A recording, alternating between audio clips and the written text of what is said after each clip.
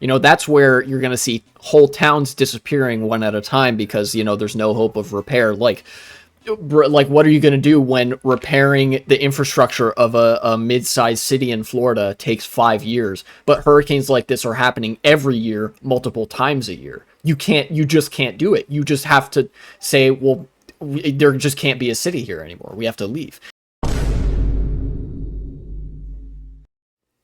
But I'll get to that in due time. She needs to do more interviews. She has a certain charm about her. I actually think that she would do well to not do the interviews based on the couple of results we've seen, but it's possible, like, you've probably been watching more interviews than me. The Howard Stern stuff. I haven't seen any of that. But like I said, first I want to talk about Hurricane Milton. In order to do that, I need to set the stage by first referring to Hurricane Helene, which ravaged the South and Western Appalachia to such an extent that, Joe Biden actually did spring into action and devote a lot of FEMA funds to the recovery effort.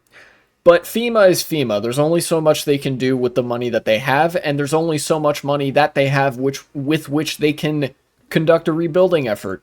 And rebuilding takes time that we don't have, because Milton is hitting Florida today, this evening, and the evacuation orders have already gone out. Helene was a Category 4 hurricane, right?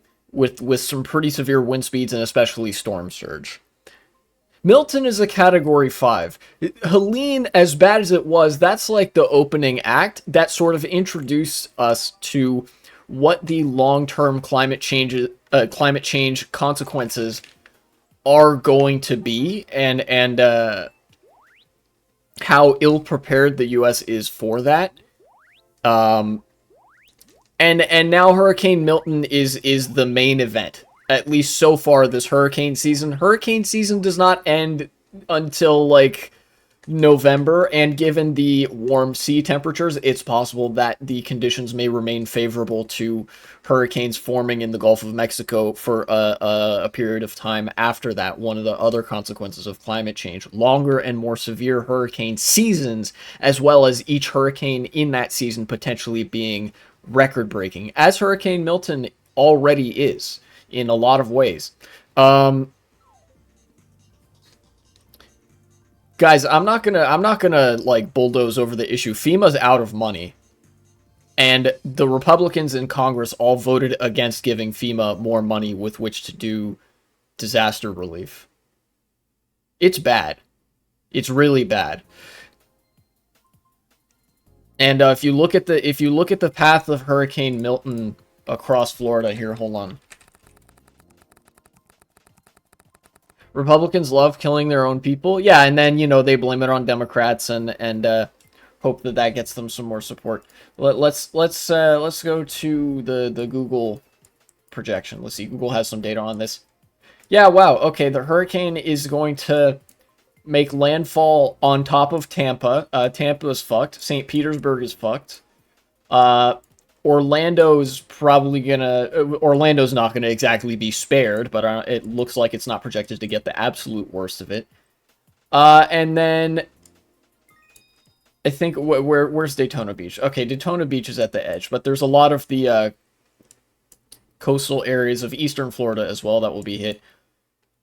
Western Florida is fucked. From Fort Myers up to like Tampa and then some. The evacuation orders, I think, have all sounded. And this is going to be, I think, the first hurricane for Florida, if Helene wasn't this already, where we're going to see some towns be wiped off the map. Or even at least just one, right? I'm not the only person to say this or have said this, but I am... that doesn't mean I'm not going to say it all the same. This is the beginning of the end for Florida. After Hurricane Milton hits Florida, there's going to be a lot of damage, and that's pretty typical for hurricanes. Hurricanes tend to do that. However, this hurricane on its own is record-breaking, and with the frequency at which hurricanes are hitting and the increased sort of severity of storm surge and the more extended period of time that we're seeing water stay in that sort of elevated state, as a result of like raised sea levels and a couple other factors that I would be hard pressed to name. I'm not a climatologist. It's not going to be possible to repair the damage that this hurricane is going to do. The government is literally like, not even as a matter of expense, just as a matter of pure logistics.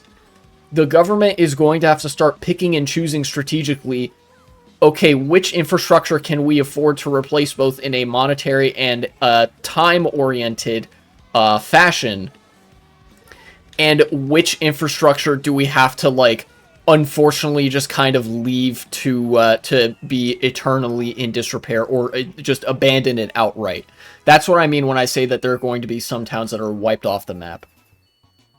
It sucks this is going to hurt groups like Dominican Haitian immigrants, while the rich vacationers can just move back to their first houses. Oh, yeah, absolutely. As is the case with anything that has major economic consequences, it is going to disproportionately impact the poor. The poorest people will be hit the hardest. That's how all history goes. That is, in fact, why the climate crisis has been able to grow as bad as it has been, because the rich shitheads that own everything and that manage this economy don't give a damn about it, because they can afford to weather those consequences where they know a lot of other people can't, but they don't care about those people. The climate crisis isn't immediately threatening to the bottom line, or it doesn't immediately threaten a lifestyle of opulence and wealth. So it's fine that poor people are going to die by the thousands and be displaced by the tens or hundreds of thousands. There are going to be some towns, smaller towns, less wealthy areas of Florida that never come back, that are just gone as a result of this hurricane. And every subsequent hurricane is going to bear a similar result. The population of Florida is going to dwindle. The infrastructure in Florida and other areas in the South that are vulnerable to hurricanes are going to dwindle. This is the beginning of the sort of mass refuge stage of the climate crisis, where large swaths of the southern U.S. and other low-lying, especially vulnerable areas, basically just become inhospitable to human habitation. And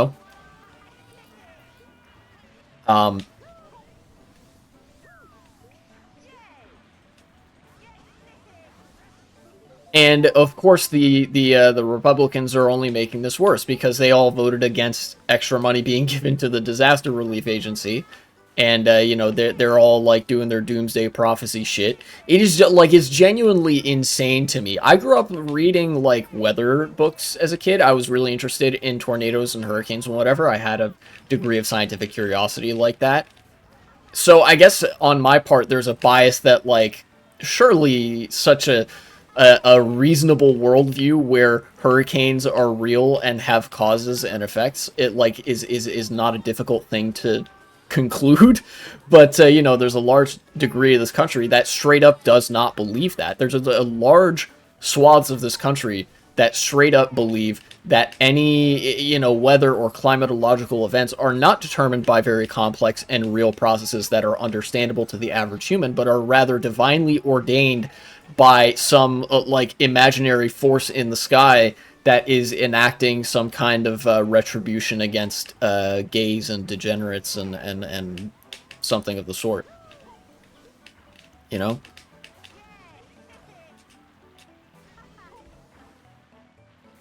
And it's even more insane than having this like crazed anti-material worldview where you believe that like everything is ordained by some weird fourth dimensional sentient being. What's even weirder is that this is part of a doomsday prophecy that they like cream themselves over. Like, when a lot of religion revolves around doomsday prophesizing. Christianity, especially, from what I've seen of religious, like, political movements in various countries, but I'm sure other religions have this element to them.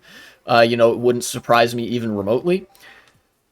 When Christians talk about the rapture, when people talk about the rapture, it's not like some big scary, oh no, I hope this doesn't happen. They're waiting for that to happen. They're turning into the fucking insane it's time Wojak, being like, yes, God will drink all the blood of my enemies and send them to the depths of hell where they will suffer for all eternity, and it will come in the form of, like, I don't know, hellfire on earth or something, and like some vague description of events that loosely corresponds to the climate crisis. And they're like, yes, this is the rapture, all of the degenerates and sinners will be tormented eternally, and I will be scooped up to heaven where I get to experience eternal bliss. Like, completely just divorced from all reality, and like anybody who believes something remotely resembling that, even if this is recognizable, like, as a parody of what you believe, like, dog, you need mental help. You need to fucking, you're going in the device, and like, I hope you don't come out until you're better. You know? Can't even imagine thinking overwhelming thinking I knew more than the overwhelming majority of scientists on climate change. Conservatives are crazy for that. Yeah, and like, it's just, like I said, it's part of an anti-materialist worldview. They think that, like, scientists are just, like, kids tinkering with toys or whatever, when really what they should be doing is looking to the grand designs of God or whatever to understand this. You know? Top 10 people who haven't read the Bible. You know, basically.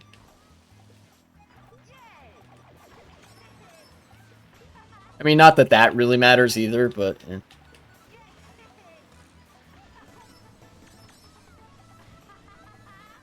Alright.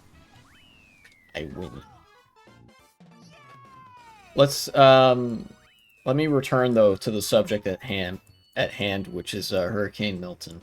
Yeah, just going back to what I said. Florida is going to be the first and most immediate casualty of the climate crisis. In fact, it already is. Insurers have completely left the state of Florida, basically. So it was only a matter of time. You know, as evil and dastardly as insurance companies are, whenever insurance companies leave a given state, that's a good indication of what is to come, right? When insurers left Florida, the underlying logic was running an insurance company in the state of Florida is no longer profitable, right? Insurance, pretty profitable model as exploitative as it is. But in Florida, where you have increasingly, there's no such thing as a low risk pool with which to, you know, basically pad the bottom line, you can't do business there as an insurance company. And so, again, I don't like that. I'm just describing what it is. If you see insurance companies leaving somewhere en masse, then that is a signal of, like, oh shit, something is, like, really bad is in the midst of happening here, you know? I guess, you know, that would be another example of rich people being much better insulated from this crisis because, you know, the owners of said insurance companies are doing this all in service of their stock portfolios and whatnot, and they can afford to just pick up their business and leave. You know, most people don't have a business with which to do that, which, you know how I feel about business owners. But just leaving an entire state like that is a giant red flag. And in fact, for anybody, like, it's at the point now where genuinely anybody who's living in Florida, I would, like, genuinely recommend them to beat a hasty retreat and move elsewhere. Like, as much as, you know, this might not be feasible for a lot of people who don't have the funds to do so, like, your number one priority if you're in Florida is, or should be, how do I make sure that the rest of my life is not being lived in Florida? You know?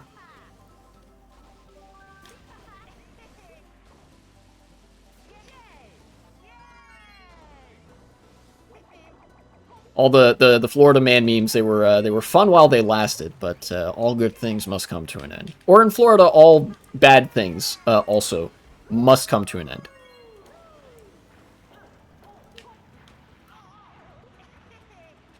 Climate change affects everywhere too. It's not good for crops to be too hot and dry in the summer. I work in agriculture and this is becoming a real problem. Yeah, that's right. That's right. That's another like very drastic consequence of climate change that we're now seeing, is that crop yields are starting to be worse and worse because of climate conditions sort of turning sour. Yeah, inland as well, not just on the coast. The coast is just that's just going to be the first place to go, man. That's where we're going to see the most severe and immediate consequences. That's where you're going to see whole towns disappearing one at a time because there's no hope of repair. Like what are you going to do when repairing the infrastructure of a mid-sized city in Florida takes 5 years, but hurricanes like this are happening every year, multiple times a year? You just can't do it. You just have to say, well, there just can't be a city here anymore. We have to leave. And then, yeah, you're getting inland, you're getting crops drying up, and that's going to severely impact food production. It's bad all around, and Hurricane Milton is just the latest and greatest of that. It's a spectacle in a series of climatic events that may or may not be spectacular, and for that it is useful in more ways than one. I don't understand why they keep rebuilding areas that will just get destroyed next summer by a hurricane, because the United States has never really been optimal with allocating money, especially lately when half the government is run by Republicans who don't believe that climate change fucking exists, and the other half is run by Democrats who do believe it exists but don't take it seriously to the degree that they should be, where the most they're prepared to do is, I don't know, give a tax break or subsidy for electric vehicle production. Like, when that's what the government consists of, how could you not have like towns just completely, like, repeatedly getting destroyed and rebuilt? There is no political discourse around like, shit, climate change is here and it's going to be drastic, so we have to be drastic in order to address it. Essentially the only two options are business as usual, the Democrats, or business as usual, but also we're going to completely deny that the problem even exists, the Republicans. And of course, as is always the case with me critiquing Democrats, they're more pliable to be moved to the left on this than the Republicans are. That should go without saying. But like, shit, man. It's the same series of circumstances that led to this getting as bad as it was in the first place. That sort of the state of that political discourse, and also the fact that the United States is so big and bloated with money that for a long time America could just kind of afford to ignore it, But now it's not ignorable because it's actually, like I mentioned, in a way, it's actually transcending the bounds of what money can even do. Even if you had the money and the political will, there literally is not enough time to rebuild between events like this. Democrats would do more if Republicans didn't control half the government, IMO? No, they wouldn't. And we have proof of that, because there are multi-party systems in Europe where there are liberal parties that operated for actually a very long time without conservative parties, and social democratic parties as well. If the liberals were in power relatively unopposed, they would stagnate all the same. In fact, the stagnation of liberals in the late 20th to early 21st century is what produced the crisis of modern fascism. That is what enabled fascists to muscle their way into the discussion in the first place, because liberals, unopposed, do the exact same shit, which is basically nothing, marginal tweaks around the edges here and there. Yeah. There might be, if the Republicans genuinely fell off, plus L plus ratio, no longer relevant party, new second party rises up. If that party were to the left of the Democrats, then things might happen. But the Democrats, being an ideologically liberal party, will never be enough to address this issue, because, since they are a liberal party which is like still supports a capitalist system and mostly is only willing to operate within the bounds of a liberal democracy, which, again, liberal capitalism, they will just stagnate. That's all they can do. Liberalism is the order of the day. The Liberal Party effectively The only way that they would do something is if we didn't live in a already like a liberal system. If it was a socialist system, they would be a reactionary force pushing backwards. And in feudal systems, liberals were a progressive force pushing forward. But in a liberal system, liberals are exactly where they want to be. So their ideological predilections will always lead them to be more inactive than active. I have much more faith in Democrats than Labor or other European parties like that. That is true.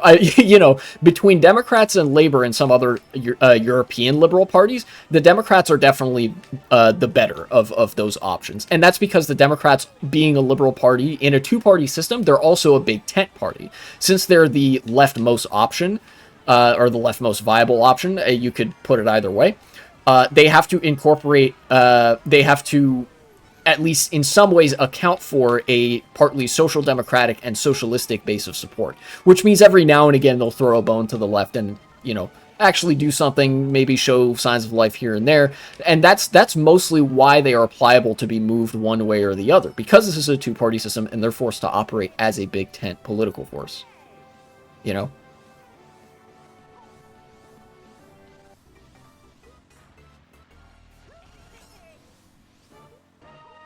But yeah, to make a long answer much shorter, that is how we got to the point where like we're rebuilding towns that are only just going to get destroyed the next year.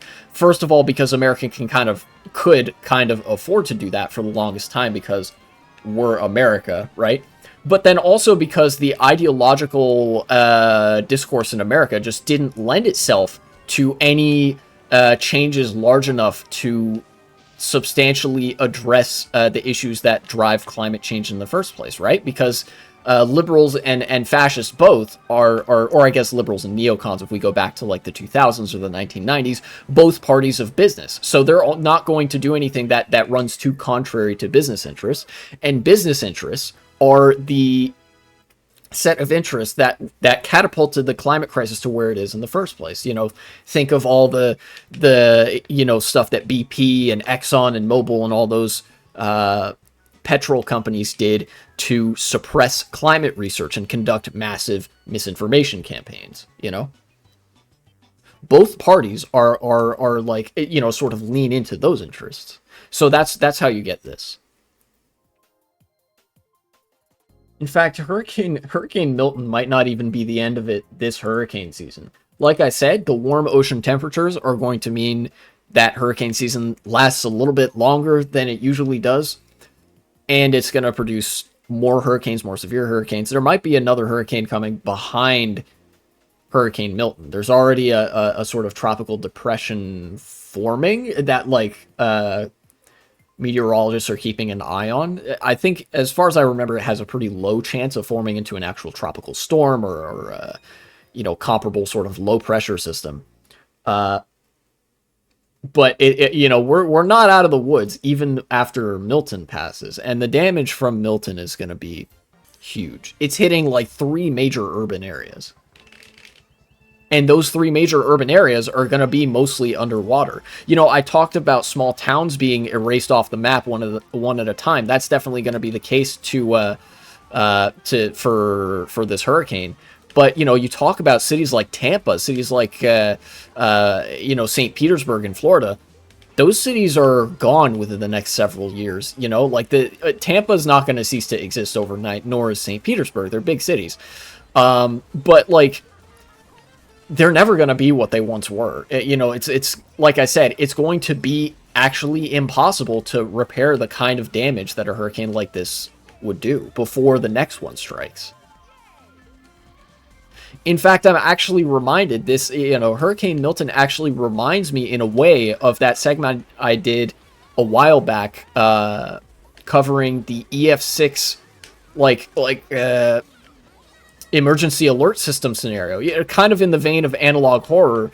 There was a hypothetical pretend EAS emergency alert scenario where hey, what if there was a tornado so severe that it completely destroyed, almost irreparably so, a well-prepared and well-developed area, so much so that it had to be classified as EF6. Right? The level above what we currently have set as the limit. This hurricane looks like there's a small potential, but potential nonetheless, that it could be that. Like, this is one of the worst hurricanes that we've ever seen in recorded history in America, you know? It doesn't break every record in the book, but it's only a matter of time until there's a hurricane with a big enough wind speed, or that generates a big enough storm surge that kills enough people, that destroys enough infrastructure, for us to call it a Category 6 hurricane. You know, like we've progressed past the point where, okay, Category 3, 4, and 5 hurricanes are becoming more common. Now we're at the point where basically there's a ticking clock until the point where we have to create a whole nother category of Category 6 because Category 5 doesn't cut it anymore. You know?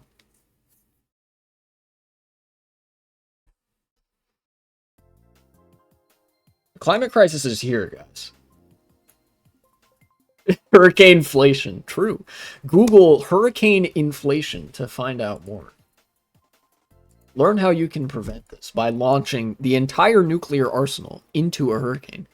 Don't do that. Mr. President, if you're watching, please don't do that. It would only irradiate the storm. Thank you.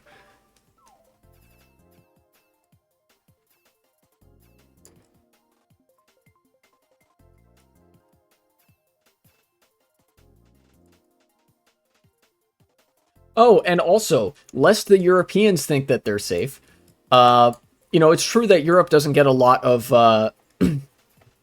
weather-related natural disasters because of the pretty moderate and cooler climate conditions that they experience up there. Thinking particularly about the United Kingdom, the Netherlands, Belgium, France, the Benelux region around the English Channel, where there's a lot of low elevation land and a lot of people living there. Ordinarily, the water there is much colder. On the Atlantic Ocean on the American side, much warmer water. That's the way that the current has gone. But as a result of rising sea temperatures both in the Gulf and elsewhere, the Gulf Stream is actually degrading, and ocean temperatures are rising at a global level. It's only a matter of time until ocean temperatures in like Northern Europe or like Western Europe are warm enough to start producing the kinds of hurricanes that you might see in on the US East Coast. Maybe not, like so quickly to the degree of Category 4 and 5, but certainly like hurricanes that Europe is not prepared for, right? Most of the Netherlands and a lot of northern France, a lot of Belgium is low lying enough that so much as like a 10-foot storm surge, like 5 to 10-foot storm surge, that's like 1.5 to 3 meters, would irreparably damage the country. Basically, this isn't as immediate a notice as I wanted to give for Florida. This is not me saying all Dutch people need to leave the Netherlands immediately, idiot. Rather, what I'm trying to say is, like, basically keep that on watch. Basically give the ocean temperatures a side eye and like be aware that that's something that we're also going to have to start dealing with.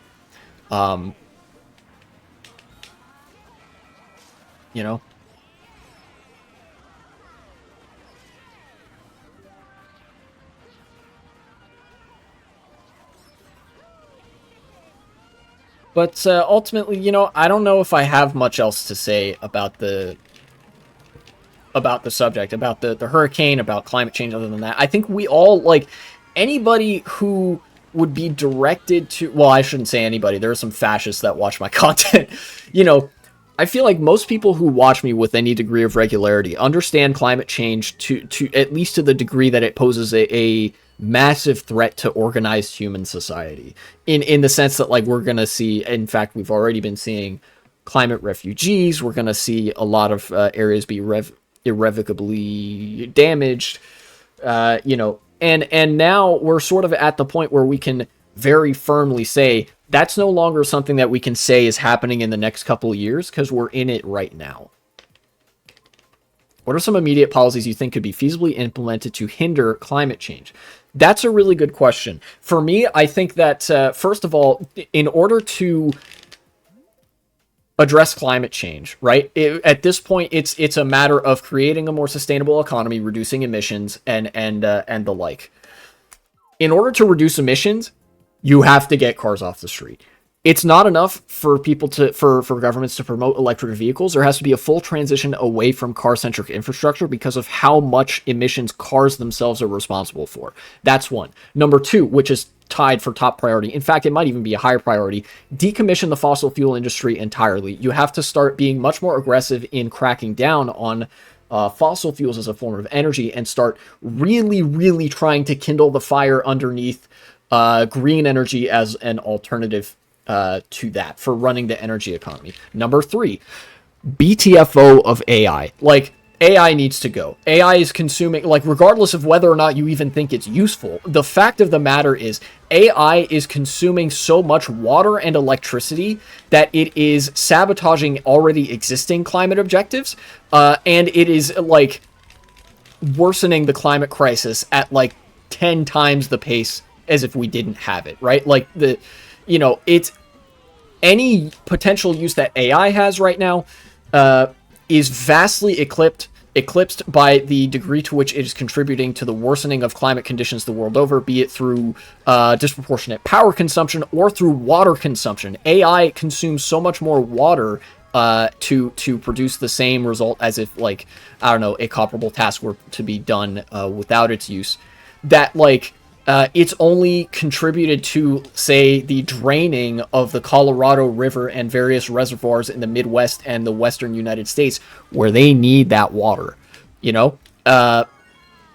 that's a frequently overlooked component of climate change. So get rid of cars, get rid of AI, get rid of fossil fuel industry. There are a number of policies that you could use to do that. And ultimately, I think the need is great enough that you should be really punitive on automakers and fossil fuel industries and companies that deal in AI products. And you should be very, very aggressive in subsidizing and encouraging alternatives to that. Basically, like, AI, I don't think you even really need an alternative. But with cars, funding massive public transit projects, because that has a much, much lower carbon footprint than a car economy, basically. And of course, green energy, because that has obviously, like, way better sustainability outcomes. And also, another policy-oriented thing, you have to start nationalizing and publicizing power utilities and utility companies, because a large part of why there's so much waste in the current energy economy, current utility economy, is because of the profit incentive, where if companies can't profit off something, they'll destroy it. I don't think anyone has ever gotten a value experience from a AI image. There's literally no argument for AI images. Yeah. Other than a few cases, still a long way to go. Yeah, look, this is one of those things where I'm prepared to even forego a lot of the arguments for or against AI just to say, look, it consumes so much power and water that in the way that it's contributing to the current climate crisis, it can't be worth it.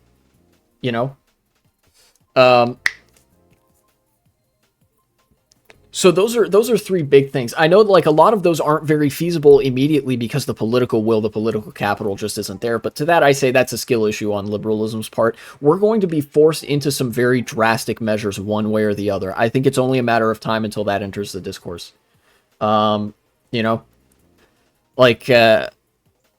Yeah. Subsidize green energy all the fucking way to the bank. Oh, also, another thing. This is number 4. The meat industry has to go.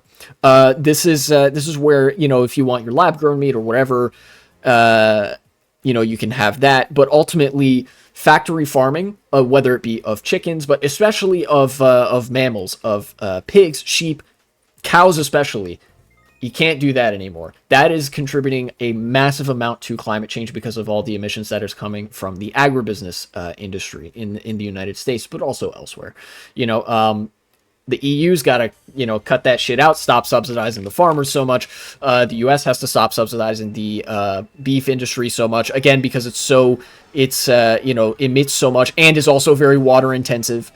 And if you can ultimately, if you accomplish those 4 major things, and probably some others as well, right? Like, I'm not a policy expert. I'm not a climate expert.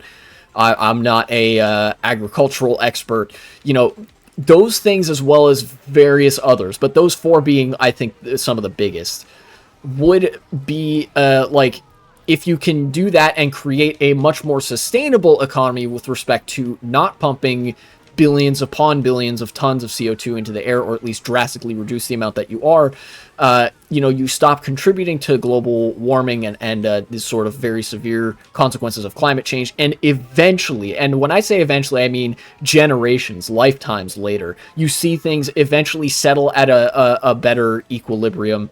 And the crisis is more or less over.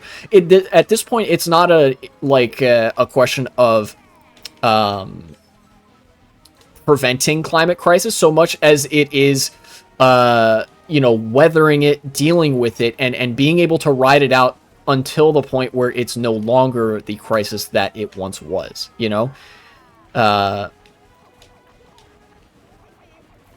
Cheeseburger should cost $30. Not even joking. Oh yeah. No more cheeseburger, no more hamburger, whatever. Start eating your rice and beans, folks. We gotta do that. We need to be rice and beans pilled.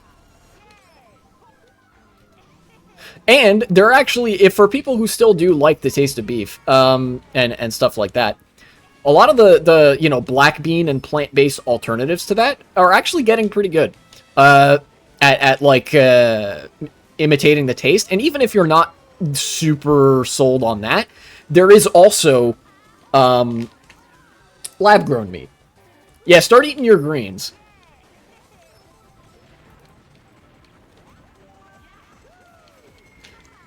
Start eating your greens, start eating your rice and your beans. Yeah, rice and beans does slap. Super cheap. And I'm getting last again, probably. Whee!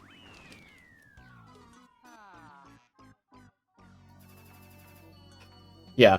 I think that, like, there is a way out of this. For as much as this can be a very doom-inspiring prospect for a lot of people right now, because the climate crisis is here, and we're going to be subject to the consequences of that, right? Like, the window has closed where we can avoid the worst consequences. We're now going to experience the worst consequences.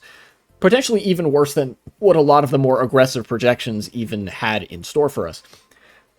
But that doesn't mean that human society is going to completely collapse. Like, I said that this is a threat to human society, and that's true, because it's going to result in massive turmoil, climate refugees, massive political, economic crises, etc., but we will come out the other side of this.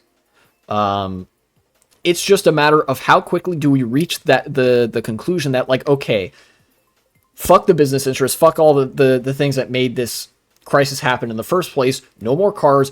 Double down on public transit. Sustainable economics needs to be the name of the game. Green energy. No more fucking fossil fuels. No more meat industry. No more,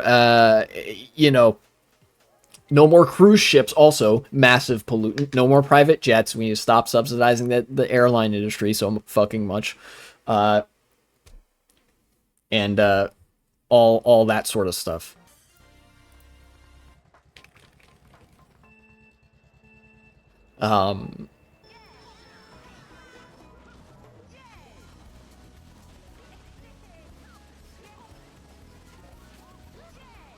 But yeah, in the interim, if people are curious, like, what they themselves can do, just get used to eating rice and beans. Like, that's it. Ultimately, because capitalism and liberal democracies and political systems are so big and complicated, there's not much any individual person can do to affect a political change that would, like, matter in the face of the climate crisis. You could do some really drastic stuff, like go join Just Stop Oil. In fact, I think they do good. Good protests and stuff like that. I've gotten in some hot water with other people who are like-minded to me in many respects over saying that. But, like, the issue needs to be treated with the severity it deserves, and people need to be practical about it. And I think the most practical thing for me to tell you is start eating your rice and beans. Try cutting a little bit of beef out of your diet, do a bit more chicken, or maybe even just start eating some of the vegan stuff or the vegetarian stuff. Stuff that can be produced without emitting so much gas into the atmosphere, without consuming so much water as as beef and pork and whatnot.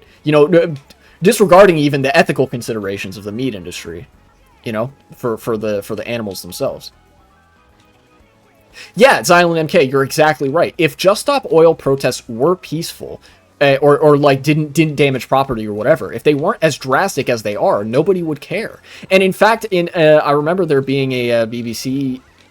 Was it BBC? It was either BBC or like Sky News or something. One of the more right-leaning British news outlets that gave the whole game away. That like, man, why do these protesters have to cause such a fuss? Why can't they do something nice and civil and quiet where we can like ignore them? You know?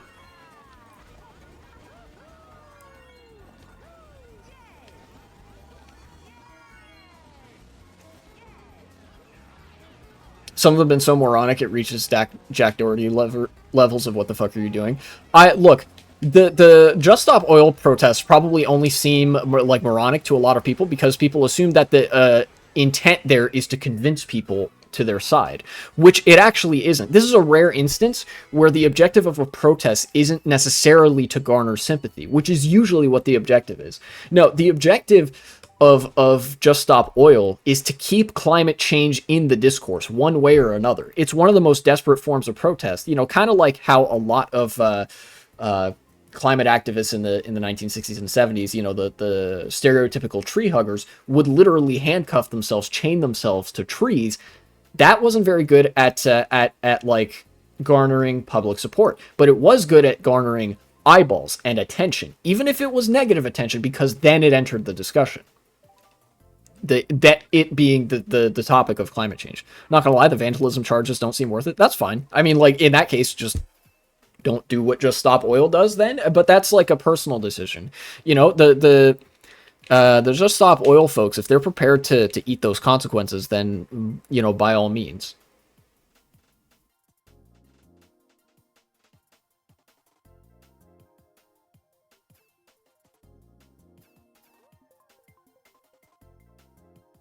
That's very much more a logistical concern for the individual rather than, I think, for the optics of the movement, because the things that they do vandalism on are either big landmarks like Stonehenge, in which case they use paint that would have like washed away and whatever, so no damage was really done, or they toss paint on a on like a storefront of a luxury goods store, so in which case it's very much so it like a symbolic attack on the wealthy and stuff like that. In which case, I'm also like, that's fine too, you know.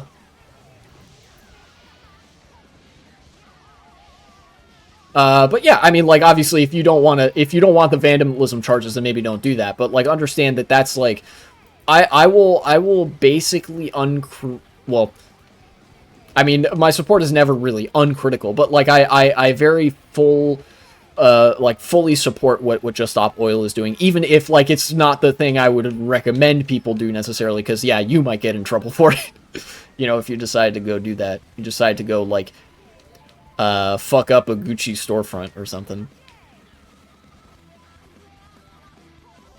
I'm gonna chain this. Nice, I dodged.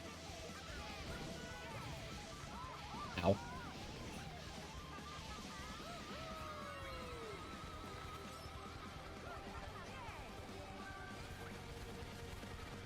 I feel like I recognize Indica.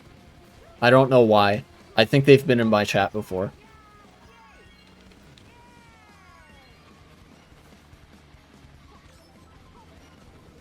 Anyways, that was a very long and winding segment that started out about Hurricane Milton, went all sorts of places.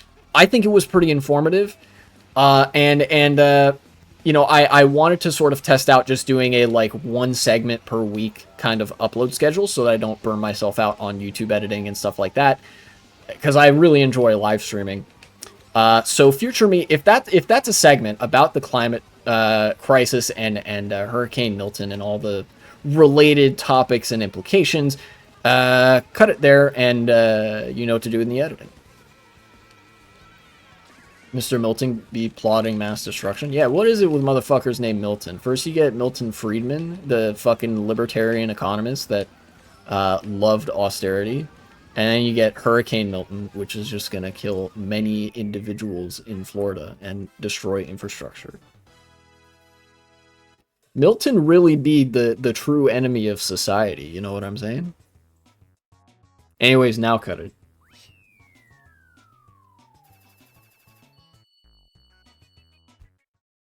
Thanks for watching, and support the channel if you would be so kind.